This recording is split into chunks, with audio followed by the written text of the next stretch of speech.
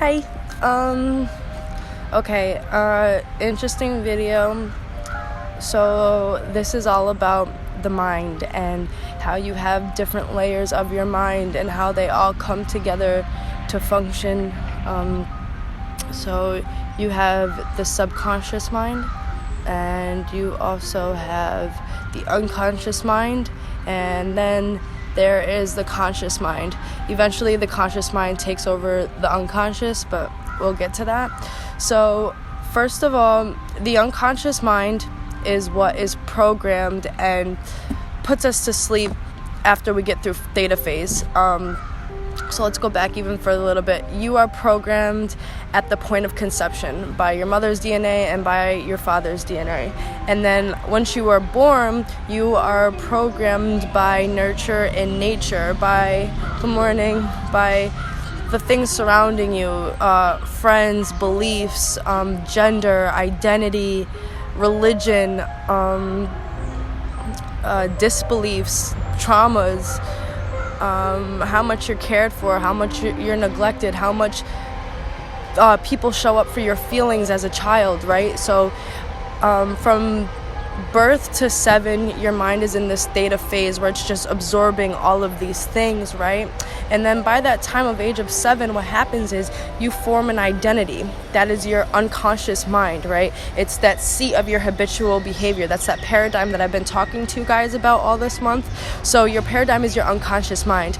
Now, most of us in this world, unfortunately, are unconscious. To be unconscious is to not be aware that you are thinking and creating with your thoughts and your imagination, the most powerful part of your mind, right? So stay with me here. So that's your unconscious mind, right?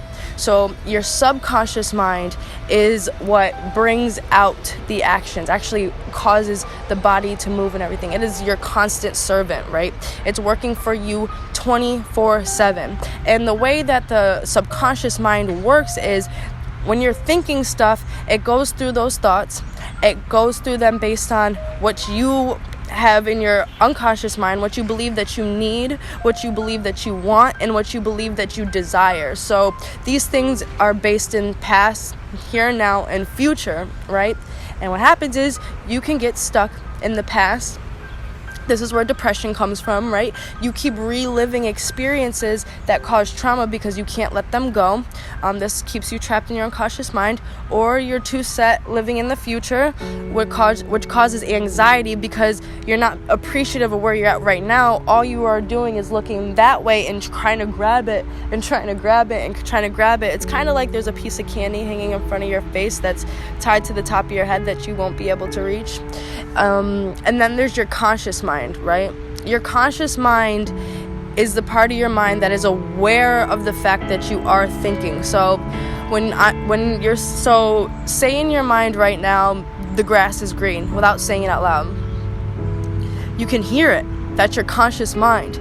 You can feel your feelings inside when somebody hurts you, and without expressing it, you can feel it. And the crazy thing is other people can feel it too because we're all connected.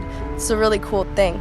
So what is the point of this? Your conscious mind can take over your unconscious mind.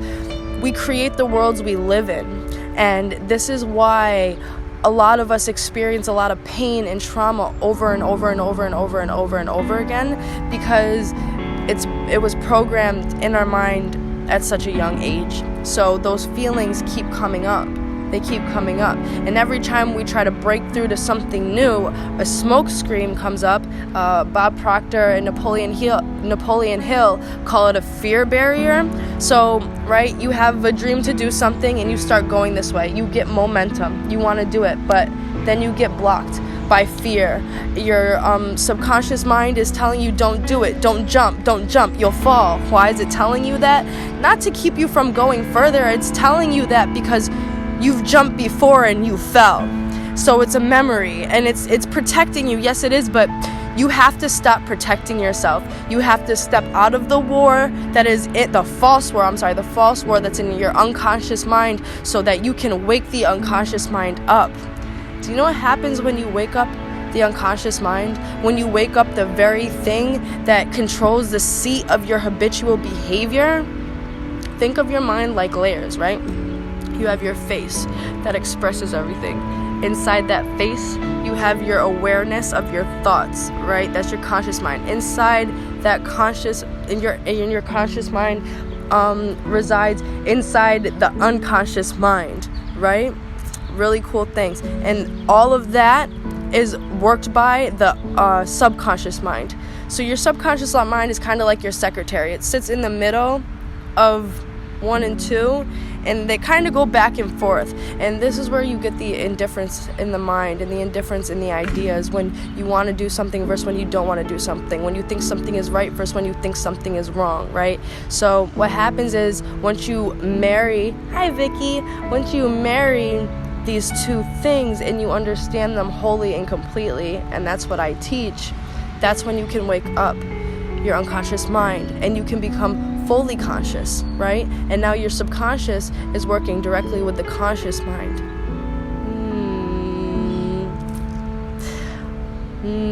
Think about it for a second. Okay, so if we can create our worlds and we can create bad things to happen, right? Law of cause and effect, law of vibration, what you put out, you get back, everything's connected. If you were constantly putting out all of these painful traumatic emotions based off of past experience, hi Clan, based off of past experiences and sorry, I lost my track. Based off of past experiences and past programming that didn't really have much to do with you, it was kind of put in there before you even had a choice. You know,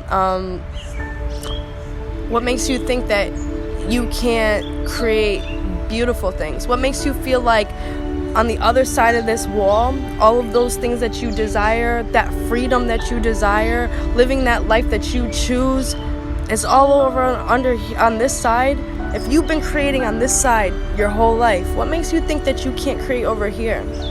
Do you know what it takes to break this wall? It takes vulnerability, right? Because you can no longer be scared that you're gonna fall. You can no longer be scared that that person's gonna hurt you. You can no longer be scared that you will fail, because you know what? Failure is the greatest thing that you can ever experience, and I wish people would embrace it more, because when you fail, you get the most understanding out of life. If you take yourself out of the victim role, if you take yourself out of the pity role, if you take yourself out of the woe is me, you figure out the most stuff in those failures. And I hate even calling them failures. What I call them is lessons, you know?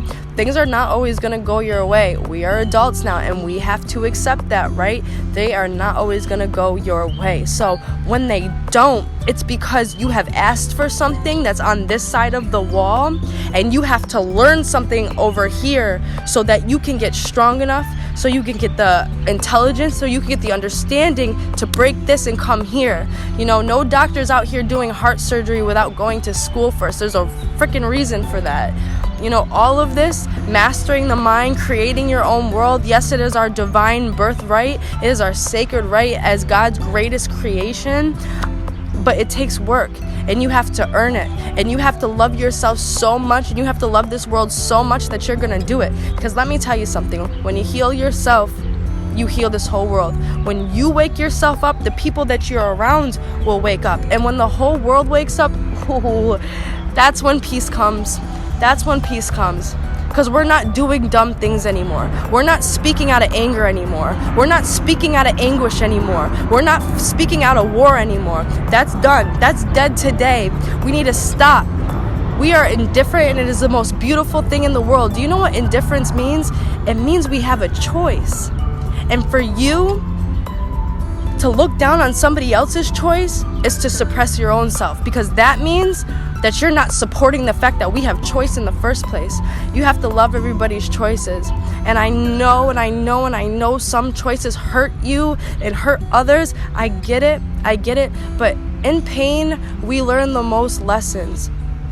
It's hard, I hate to say it, but we learn the most lessons. And if we can stop seeing things as good or bad and just see them as just what's supposed to be, so we can learn what we need to learn, so all of us can get to this other side, that's when the revolution takes place. That's when the change takes place. I want to talk to you guys about one more thing, because somebody messaged me last night asking about the law of one. Hi Clint, I'm in the Human Alarm Club for everyone. I just woke up like 6 people. Let's go. It's nice out. Yeah, we're dead ass. We all gotta be alarm clocks out here. Somebody messaged me last night about the law of one. This is one of my favorite laws. It's very, very deep. I'm not going to get too deep into it because there's a lot more that I would like to talk to you guys about before I get too deep in that. But the law of one states that we all belong to one conscious source. Actually, it's all one unconscious source. So listen to this. 97% of the money in the world is made by 3% of the people. So if the law of one states that there is one unconscious source, what happens when you wake up and you are conscious and then you become part of that 3%? Fun things to ponder in your mind. That's why I said I didn't want to get too deep. I just want you guys to think about that before I come back tomorrow. Have a beautiful day. Uplift today. Before you fight with somebody today, think twice. What is that going to do to your emotions? What are you putting out into the world? Think about this, right? When you hold anger in your heart towards somebody else, they're not feeling that anger. Honestly, I can guarantee you that they care less. What you're doing is you're holding that inside of you. What you're doing is bringing your vibration down. What you're doing is causing other bad things to happen to you. What is that doing? Causing you to be angry with other people, right? And I just said bad, and like I said, I really want to get away from that good and bad, but causes things more that you wouldn't want to experience inside you, right? We don't want to experience certain things. That's why there is the law of polarity. How can you know that you don't want something if you don't experience something else first? Not everything is for everybody. You don't have to want to experience everything. Fact is, you are going to experience it all. Why not embrace it? So today, love a little harder, forgive a little more, bring more peace inside you. The purpose of life is serenity of mind. So anytime you're experiencing something that takes you away from your peace and in your serenity, ask yourself, what can I do to stay in this peace? And most times, actually 100% of the times, the answer is keep yourself in peace. It's your choice today. One love. Love you all. See you soon. See you tomorrow. Bye-bye.